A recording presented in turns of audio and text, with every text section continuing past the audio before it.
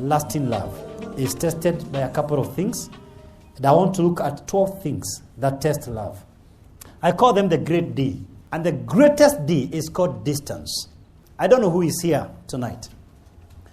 But it's possible, almost half of us here, we have a spouse either working away or working away for a long period of time. For example, you are in marketing. Maybe you're in insurance. You are in pharmaceutical. Or decisions you make. You want to go for further studies. I'll tell you my conviction about this. Physical distance creates emotional distance. You can argue about it, but time will tell. Mercy's family, her father is a high school principal.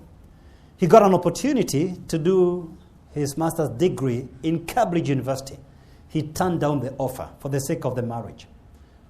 Many times, he was given promotion by the Teacher Service Commission to be a principal far away from home. He refused. He finally became a principal not so long ago, maybe 10 years ago. He's retiring in a few months. He got this position when he was about to retire, when he was given a school where he wanted, where he could commute from home. So yes, he may have lost the money that my father has. He may have lost the degrees that my father has, but that family is together. If I tell you the impact it has had on my family, the devastating impact, you cannot even believe. I can't even begin to explain to you tonight, but most likely, that's what made me to start this ministry, what I'm doing.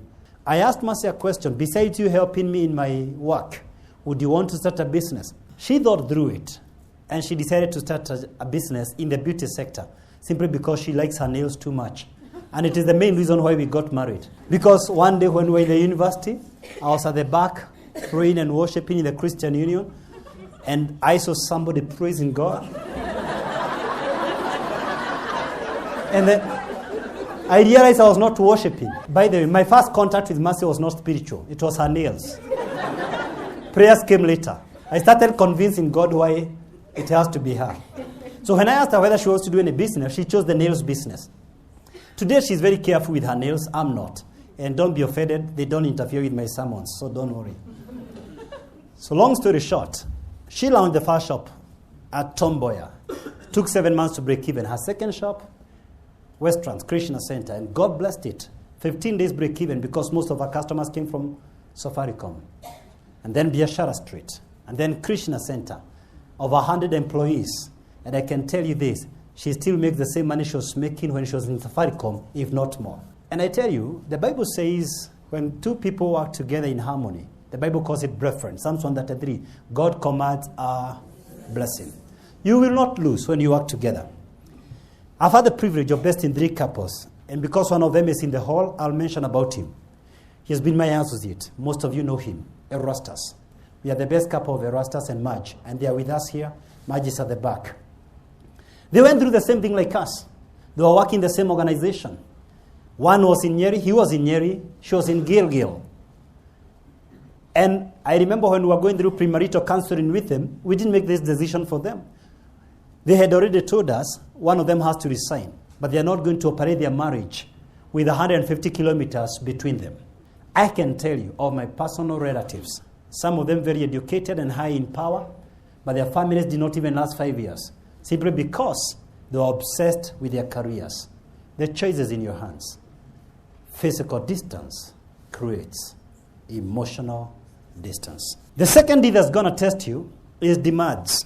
Sexual demands, financial demands, lifestyle demands. Some demands are good. Most of them are selfish. True love doesn't demand. It loves. The demand to be loved is the most arrogant presumption you can ever have. Demands carry a threat of punishment. You see, if you refuse me, you will regret. And demand depends on power. You see, the problem with a lot of marriages, they assume that power is vested in a certain individual. Please understand, in marriage from a biblical perspective, power is shared. There is a leader. The man is the leader. Not to abuse power, but to take responsibility. It is Harry S. Truman who put up a sign in the presidential office, the buck stops here. Dear Kenyans, you may not like what I'm going to tell you. We've been having a Huge debate about corruption. My personal conviction is that President Uhuru needs to get serious. President Truman, they were going through the same in the US during the Depression, during World War II. Harry S. Truman decided the buck stops with me. I have seen Kenyans literally obey traffic rules in the UK, and they come here and break all rules. The same Kenyans. And I confess, I have also been a victim. I remember even a tiny country, once we went with Mercy to Seychelles, and I followed every single rule. And I confess to you, regrettably, I have broken some rules here. Why? I know I can walk away with it. So this whole agenda of corruption, it's not about Kenyans to blame. And I know that's what you want to convince yourself because of being tribal. Let's just be real. If the president gets serious, it will end. When we went to Singapore with our team here, even a single chewing gum was not found in the streets of Singapore. If he gets serious, he'll cascade it down to his cabinet secretaries and PSs. The truth is, there's big talk from our president, but he's not serious. That's the truth. In your marriage, you have also to decide as a man, the buck stops with you. Unless you do that, that marriage will never flourish. You've got to decide, if it fails, it's me. I said it in public, I've said it on TV. If Kenyan Jewish family breaks, never ever blame Mercy. Never blame anyone. I take full, 100% responsibility. Unless you take that leadership as a man. Don't come here and want me to say you are a leader, but you're not taking responsibilities. Leadership is about responsibility. So you can't stand in a national TV and act helpless or blame other bodies for fighting corruption, like anti-corruption or DPP. The buck must stop somewhere. Every country that changed, it is not because the people are holier than Kenyans. It's because a leader changed. If that marriage does not work, every man hearing my voice, it's you. If the church fails, Jesus takes responsibility. Jesus said, I will build my church, and the gates of hell shall not prevail against it. He didn't attribute the success of the church to any pastor or prophet. He took total responsibility. God does not just take responsibility about your existence. He even brags about it. Before you were formed in your mother's womb, I knew you, Jeremiah. I knew you, Monica. I knew you, Peter. I take responsibility for your very existence. Before you were formed in your mother's womb. Every husband listening to me, you have to take that kind of responsibility like Christ took. And say, I will build my family, and the gates of hate shall not prevail against it. There's another D that's going to test you called delays. Relocating. It's taking too long to build a house. It's taking too long to conceive a child. You've waited for too long. And some couples have separated because the gift of child has taken too long. Changing behavior because maybe one spouse is a drunk and you're getting too tired with it. And you're about to wave the white flag of surrender. I want to encourage you tonight in marriage. Delays are not denials. Hold on. You have a higher chance in your first marriage than subsequent marriages. You'll be tested by another D called differences. Differences make us complement each other. Not two people have the same reality. At times one outgrows the other partner. Focus on similarities. Narrow on the differences. Some of these differences are our own creation. You go back for further studies and leave your wife behind. Maybe something you don't know. My wife went for her master's before me. The only reason I cleared my master's before her is because she changed her course. So I was a year ahead. I'm saying this because some men are insecure, taking their wife for further studies. And for the avoidance of doubt, when I cleared my PhD, Mercy enrolled. The other D that's going to affect our marriage is called defects. We all have custom design flaws. You know, sometimes they were covered by clothes. And when you get married, they come out. But these flaws make us unique. There is no person except Eve and Adam who are 100% perfect. There will be a pimple you don't like. Stop behaving like a teenager. Live your life like an adult. Realize that flaw makes you unique. If you're 100% perfect, tungekuwa tunaishi wapi? Hii dunia haigekalika. So thank God for some of these defects, but they should not define you. For me, I have a defect of my own creation. I stole my father's bicycle when I was young. In those days, we were never used to pick our parents' bicycles. And the brakes got somewhere on my left leg, almost half of it. And the problem is that I could not even report it because of the beating. And I had to act strong and walk strong when my foot was rotting. Mean persons emphasize each other's defects. Great couples emphasize each other's strengths. Now, don't pray about my defect. Long ago, I got over it. Now, some people might give themselves unnecessary prayer items. The next D is called doubt. Doubt emanates from lack of disclosures. And disclosure here, I'm talking of two things. If you can disclose your time and your money, you're perfect. Your time and your expenses. You know, as a mentor, you can tell me your priorities. But if I really, really want to know your priorities, I don't want to hear your stories. I just want to look at your budget and your schedule. And that's why those who go through 12 hours of transformation, one of the exercises I take them through is developing their day prototype, their masterpiece. I honestly don't believe there is any human being who has ever listened to me who should not go through the class on purpose. True fulfillment comes when you connect with your purpose. When what you do is what you love is what you do. There's no conflict between what you do and what you love. If that is not the case, you'll continually hate Monday mornings. Because you're up to something you hate, but you must do it because of the bills and other realities. What I'm doing tonight, the only reason I'm going to finish this discussion is your time, not my time. This is my oxygen. I'm living in my purpose. And tomorrow morning I'll be speaking at ACK St. James. And I'll be speaking again in the afternoon and on Sunday.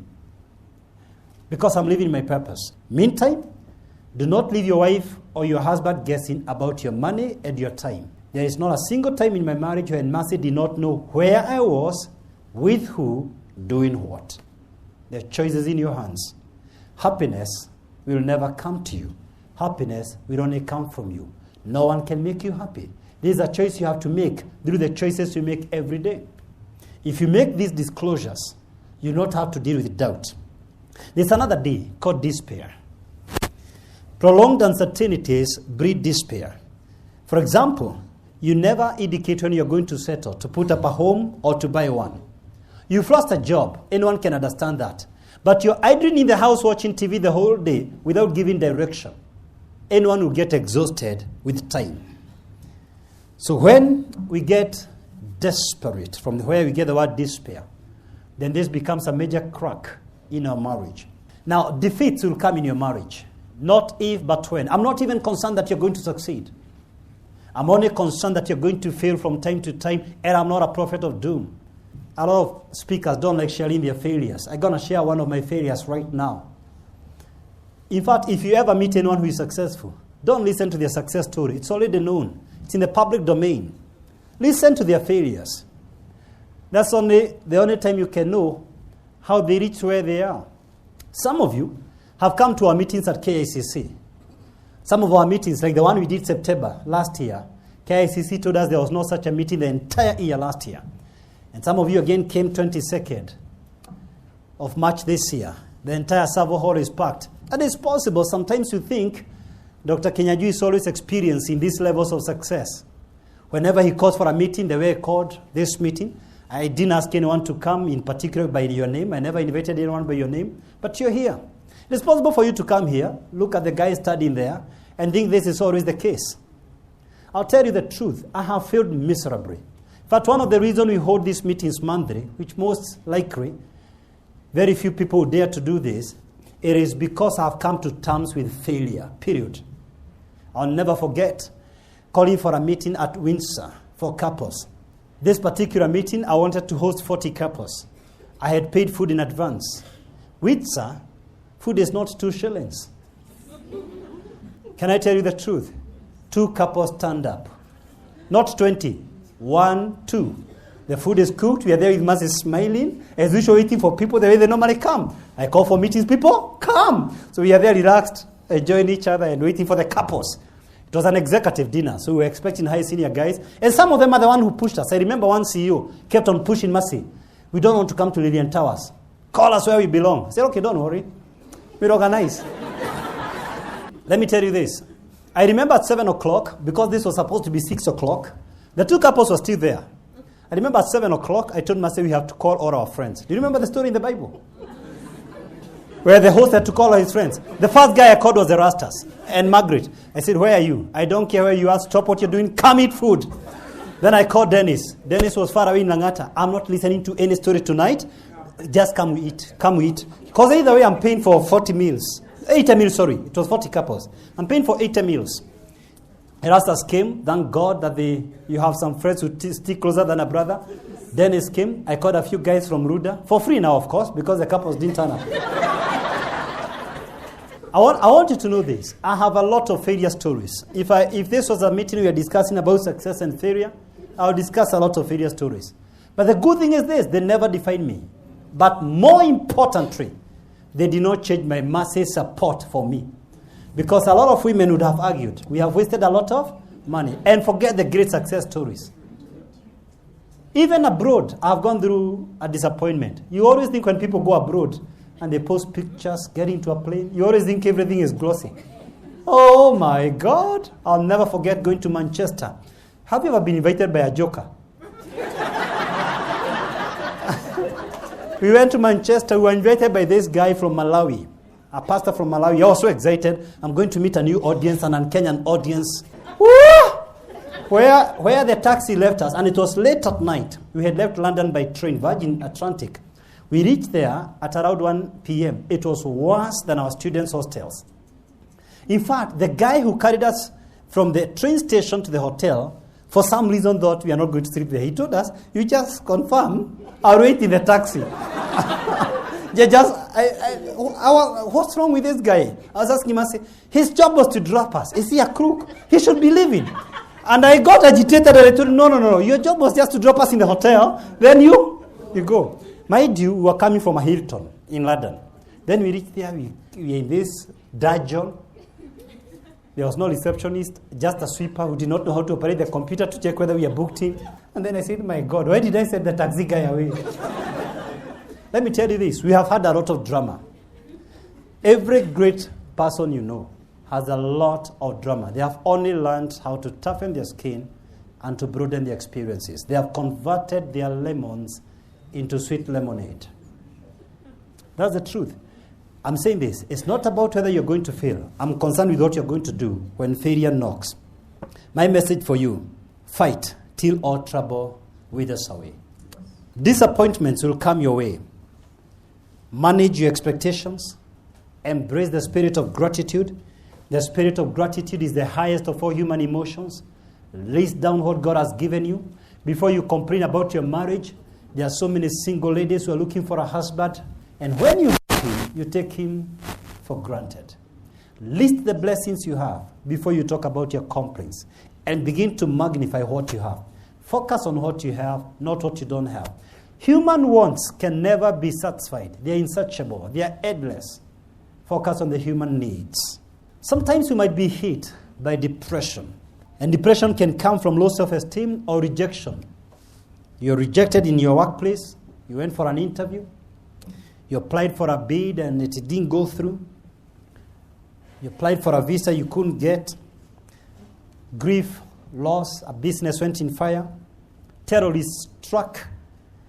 Sometimes your hard-earned money goes into flames because of a bulldozer from the government that was expanding roads. All these things hit real couples like you, and maybe one of us here has gone through that. There could be many ways of doing it, but I know some of these things go away because you discuss them, you vent out. When you're able to tell your story without crying, then you know you have healed. Exercising regularly does reduce the stress levels because it releases endorphins, the feel-good hormones. Have enough sleep. Don't be on your tablets and screens before sleeping because they are sleep deprivers. Read a hard book. Don't read it like you're reading for an examination to complete. Just read for inspiration. You can do a chapter a day. In my house, we read a chapter of the Bible with my kids every day before they sleep. When we have night meetings the first Friday of every month, I still pray for them even when they're sound asleep. And we realize something. When I don't do that, my son in particular gets disturbed and he doesn't sleep soundly. So even someone in a coma, hear me this, even someone in a coma, in hospital, still go there, lay hands on them and pray for them. Believe me, they may not respond, they may not blink their eye, but they can hear those blessings. Just pray for them by faith. I know it does work. I've done it even in hospital bed. And people come out later and say, you prayed for us. You stood with us. It does work. So pray for your kids even before they are born. For those of you who are still planning to enhance the population of Kenya, pray for them even before they arrive here. There's another D that may test you called disease. Regrettably, this breaks some couples. There are people who part because somebody was crippled. And finally, the last D, the worst of them all, death. And this you may not stop, but you can connect with the giver of life. You can connect with the life and the resurrection. That gives you the hope of glory. The greatest mystery of all times that we will never be able to explain. Christ in us, the hope of glory. This is the reason he came. That is, God will never be concerned one day with how much you committed adultery. He'll never be concerned with how much you drank. He'll never be concerned with how much you murdered. He'll be concerned with whether Christ is in you. This is a mystery. I can't explain it. It's a deep secret. But this is the only truth that we keep sinning. But so long as Christ dwells in you, you've got hope of glory. You'll be tested by all these D's. Lasting love makes right choices. Gotta just tell you about 6 of them. Love produces feelings, but love is not a feeling. Love is a choice. You choose to love. If love was a feeling, it will not be a biblical command. The reason husbands are commanded to love their wives, and God never commands women to love their husbands, God never gives a command what he sees in nature. He doesn't command parents to love their children, but he does command you to raise them up in the ways of the Lord and not to provoke them into anger, because God has already sealed it in nature. Even in the mammalian kingdom, animals, mothers in particular, love their children naturally. But because husband's love is not natural, that's why it's a command. It's not a feeling. It's not your natural. You've got to do it by purpose. Thirdly, lasting love accepts both assets and liabilities. Marriage doesn't just bring assets, but it does bring also what? Liabilities. Too often we focus on what we don't have. Tonight I urge you, focus on what you have, not on the flaws of your partner and their weaknesses. Number 4, lasting love needs investment. Believe me, friends, any fool can fall in love. It takes the mature to stay in love. Only the wise can stay in love. Anyone, even a teenager, can fall in love. If you are fallen in love, so what? The real question is, are you able to stay in love? Sometimes I hear a lot of African men saying, we don't give flowers. We are African. It is not within our culture. Shame on you. Why do you give flowers when they die? Why are you able to give flowers to a dead body? Is it African to give flowers to the dead? I would rather you give me flowers when I'm still alive. I know the men listening to me here, whole year you don't give flowers because it's a Western culture. But if she dies, you will bring flowers. We need them when you are still. And I don't necessarily mean just flowers, but even chocolates. They were made for women. God invented supermarkets for women. Let them go and do shopping. You may not understand what it is, but just let her go shop. Take her to a gym. Follow me as I follow Christ. Christ pays the price for you. Pay the price for your wife. The best outfits my wife wears, I buy them. And I'm serious. And I don't ask her about her size. I know there are some men who know breast sizes. For me, I don't care their sizes. I know her size. Kuiangalia hivi tu. How do you fail to know the size of what you handle every day? By then, if you don't know the size, that could mean you just go to other business. You don't go through the entire geography. You go straight to real. That was for last year. Let's leave it. Love trusts. When you don't trust people, you limit them. They go an extra mile to prove to you that they are untrustworthy. Even in business, when you trust your employees, they go an extra mile to show you that they can be trusted. When you don't trust them, they will go an extra mile to show you that they cannot be trusted. Never send a signal to your spouse that you don't trust them. You see, every time you encourage someone, you defeat the enemy. Number 6, true love extends grace. We are both imperfect. We need to extend grace on our partners. Flaws irritate us. Lasting love disregards flaws. Grace and forgiveness and the foundation of lasting love. A marriage is a union of two forgivers. To err is too human. We keep making mistakes. We stay together simply because we have learned forgiveness. I believe with all my heart, there is no love without forgiveness. God loved us, so he forgave us our sins. His love is expressed in us in the fact that he has forgiven us from eternal condemnation. Without forgiveness, he cannot talk of love. Without forgiveness, there is no love. One major component of love is forgiveness. You can't forgive if you're not offended. So offense will come your way. The question is, are you willing to forgive? Forgiveness is not for the weak. Forgiveness is a virtue for the brave. You know you're strong when you're able to forgive. The weak never forgive. If you have been struggling to forgive, then know from today you have a serious weakness that you need to work on. If you're seated to an opposite gender, tell him or her, extend some grace, baby. Extend some grace.